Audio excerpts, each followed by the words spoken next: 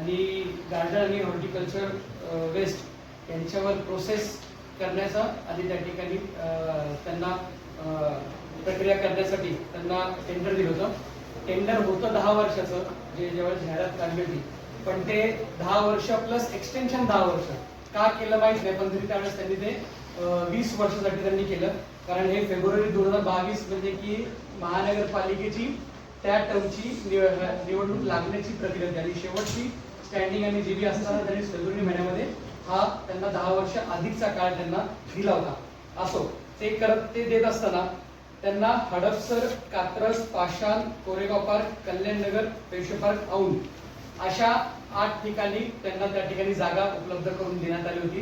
त्यांच्या माध्यमातून त्यांना हे सगळं प्रोसेसिंग करायचं होतं आणि दररोज 150 मेट्रिक टन अशा अनुषंगाने त्यांना ते करायचं होतं. त्या अनुषंगाने त्यांना टिफिन फी त्यांनी ते आकारली होती. म्हणजे पहिले 5 वर्षाला 3000 रुपये प्रति मेट्रिक टन, मग नंतर 6 ते 10व्या वर्षापर्यंत 2498 आणि नंतर 2100 आणि मग 1500 असं त्यांनी ते वेगवेगळे स्लॅब केले होते.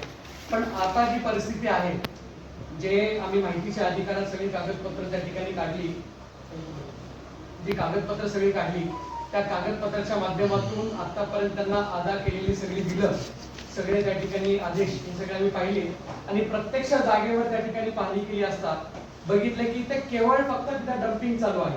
तिथं मोठ्या प्रमाणात तिथं डम्पिंग चालू आहे.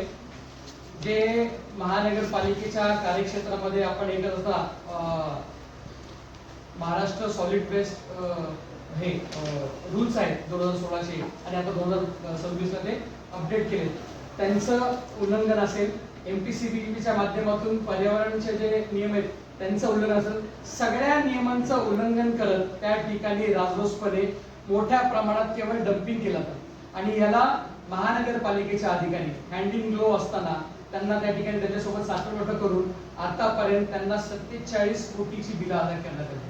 त्या 47 कोटी मधले कपात करून त्या ठिकाणी त्यांना म्हणजे 49 कोटी आणि त्यातले 3.5 कोटी रुपये कपात करून त्याला 45 कोटी 45 लाखाची बिलं अदा करण्यात आली. आणि आम्ही जी माहिती घेतली, जी प्रत्यक्ष पाहणी केली, त्या ठिकाणी आतापर्यंत त्याचं त्या ठिकाणी 2.5-3 कोटी रुपये मशिनरीचे आणि या 2 वर्षामध्ये 2-2.5-3 वर्षामध्ये त्या ठिकाणी गाडी ट्रान्सपोर्ट असेल किंवा काही ठिकाणी काही लेबर त्यांनी लावले, या गोष्टीचे त्यांना ते 3-4 कोटी रुपये असे करून 6.5-7 कोटी रुपये फक्त खर्च झाला असेल. बाकी सगळे फक्त मोगम त्या ठिकाणी बिलं काढण्याचं काम केले. सगळे त्या ठिकाणी प्रत्यक्षात बिलं काढण्याचं त्या ठिकाणी काम केले. कुठल्याही पद्धतीत प्रोसेसिंग होत नाही, कुठल्याही पद्धतीत त्या ठिकाणी त्याची प्रक्रिया होत नाही आणि हे बघण्याची तसदी सुद्धा महानगरपालिका घेत नाही. जे महानगरपालिकेने कार्यादेश देत, आता इथं आम्ही मागितलं त्यामुळे त्यांनी आम्हाला देताना दिले की सगळे प्रोसेसिंग सगळे साईट्स चालू आहेत. या साईट्स मध्ये आम्ही बघितलं औंधचं त्या ठिकाणी आणि पेशवे पार्कचे 2 सोडले तर बाकी त्या ठिकाणी बाकीच्या सगळीकडचं बंद.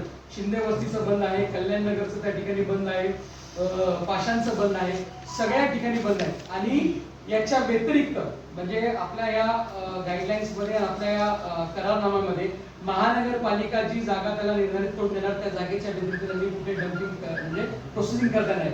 तरी सुद्धा गुजरवाडी, वडगाव, आपले वडगाव इथलं सिंगर रोडचं म्हाळुंगे आणि लोगाव इथे त्या ठिकाणी बेकायदेशीररित्या एकरो जागावर त्या ठिकाणी डम्पिंग केल्या जाते आणि ही जागा आता चालू आहे. याची खरं जीबीची मान्यता नाही, स्टँडिंगची मान्यता नाही, परंतु त्या ठिकाणी अधिकाऱ्यांनी मोगम स्वरूपात त्यांना या 4 जागेचं तिथं प्रक्रिया करण्यासाठी मान्यता दिली, पण तिथं प्रक्रिया काय होत नाही आणि केवळ इतके मोठे ढीग आपण त्या ठिकाणी बघितलं, हे फक्त साठवून ठेवलं जातात तिथं मोठ्या प्रमाणात. मोशिराची दुर्घटना झाली तिथेही मोठ्या प्रमाणात असे ढीगच्या ढीग साठवले जात होते, प्रक्रिया होत नव्हती आणि त्याच्या माध्यमातून जो गॅस तयार होतो, खाली जे त्या ठिकाणी लिक्विड तयार होतं त्याच्या माध्यमातून जमीन भुसभुशीत होती आणि बाजूच्या लगतच्या इमारतीला धोका निर्माण होतो आणि तशा माध्यमातून दुर्घटना झाली आणि 9 कामगार आणि नागरिकांचा मृत्यू झाला. तशीच परिस्थिती आज पुणे शहरामध्ये यांनी उद्भवली आहे. पण हे करत असताना प्रशासनाचं कुठल्याही गोष्टीत लक्ष नाही. आज कुठल्या प्रकल्प त्या ठिकाणी चालू आहेत प्रशासनाला माहित नाही. सांगतात सगळे चालू आहेत, पण त्यांना विचारले की कुठल्या प्रकल्पाचे किती बिल देतात तर ते म्हणतात की तशी माहिती आमच्याकडे उपलब्ध नाही. त्यांना आता जे बिल अदा केला तर ते मोगम स्वरूपात आपल्या रॅम्पवरून जो कचरा उचलला जातो त्या उचलल्याच्या कचऱ्याचं त्या ठिकाणी बिल पाहतात वेटचं ते आणि ते करतात. ते करारनाम्यामध्ये देखील आमच्या आपल्या त्या ठिकाणी महानगर करारनाम्यामध्ये त्यांनी हे दाखवायचं आणि तितकंच 5 मिनिटात लगेच कात्रजवरून त्या ठिकाणी आम्ही नगर रोडला गेलोय असं त्या ठिकाणी दाखवून मोठ्या प्रमाणात कोट्यवधीचं नुकसान करायचं हे या ठिकाणी आहे. आज आमची या ठिकाणी प्रशासनाकडे मागणी आहे की हे जे सगळे नियम म्हणजे तिथं कामगार काम करतात, पीएफ नाहीये, ESI नाहीये, त्या ठिकाणी त्यांना पर्यावरणच्या कायद्यानुसार प्रोसेसिंग प्लांट्सवर तिथं त्यांना त्या ठिकाणी सेफ्टी गिअर्स पाहिजे, मोजे पाहिजे, मास्क पाहिजे, हातात पायात बूट पाहिजे, पण कुठलीही परिस्थिती अशी नाहीये, युनिफॉर्म नाहीये. त्यांना त्या ठिकाणी आपल्या करारनाम्यामध्ये आहे जर त्या ठिकाणी कामगार लोक त्यांना युनिफॉर्म नसेल, सेफ्टी गिअर्स नसतील, प्रत्येक कामगाराच्या पाठीमागं दिवसाला 100 रुपये दंड त्या ठिकाणी आकारला जातो. परंतु कुठलाही दंड त्यांना आकारला जात नाही. आम्ही माहितीच्या अधिकारात विचारलं, आम्ही सांगितले की आम्ही कुठलाही दंड त्यांना आकारला नाहीये. बेकायदेशीर ते डम्पिंग करतात. जे तुम्हाला फोटो पडेल, नारळ आहेत, जे मोठी मोठी नारळ आहेत ते कुजून आणि सुकून त्या ठिकाणी कांद्याच्या साईजचे झाले, म्हणजे इतक्या दिवस ते त्या ठिकाणी ठेवलेले आहेत. आम्ही जे फोटोज त्या ठिकाणी प्रशासनाला पण दिले, 2025 ला पण त्या ठिकाणी 23 आणि 24 ला पण जे साठवून ठेवलं होतं त्याचे फोटो काढले होते.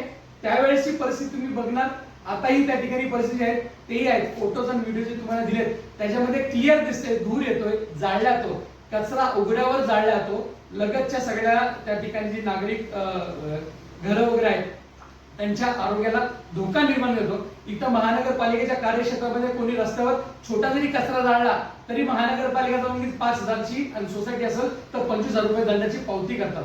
मग या ठेकेदाराला रेड कार्पेट का? महानगरपालिकेमध्ये घनकचरा विभागामध्ये सध्या सगळी हरियालीच आहे, फक्त ग्रीन ग्रीन सगळं चाललंय. भूमी ग्रीन असेल आणि आता त्या ठिकाणी युनिटी ग्रीन असेल, यांच्या माध्यमातून ठेकेदाराला पोहोचण्याचं काम फक्त महानगरपालिका करतं. महानगरपालिकेच्या कचऱ्याचं व्यवस्थापन होते का नाही, त्याचं संकलन होते का नाही, त्याच्यावर प्रक्रिया होते का नाही, हे अधिकारी बघत नाही.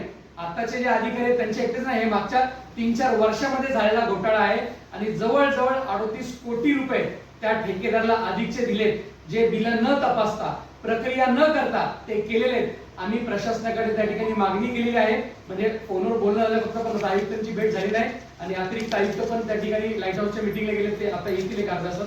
बरं, त्या ठिकाणी त्यांना भेटून हे सगळं आम्ही देणार आहोत, त्यांनाही निवेदन देणार आहोत. आणि तसेच वाकडेवाडीच्या इथं महाराष्ट्र पोल्युशन कंट्रोल बोर्डचं पुणे विभागाचं ऑफिस आहे, तिथलेही अधिकारी कुटके म्हणून त्यांच्याशी बोलणारे, तेही म्हणले आम्हाला सगळं आम्ही तपास करतो आणि कायदेशीर कारवाई करतो, यांनाही देणार आहे.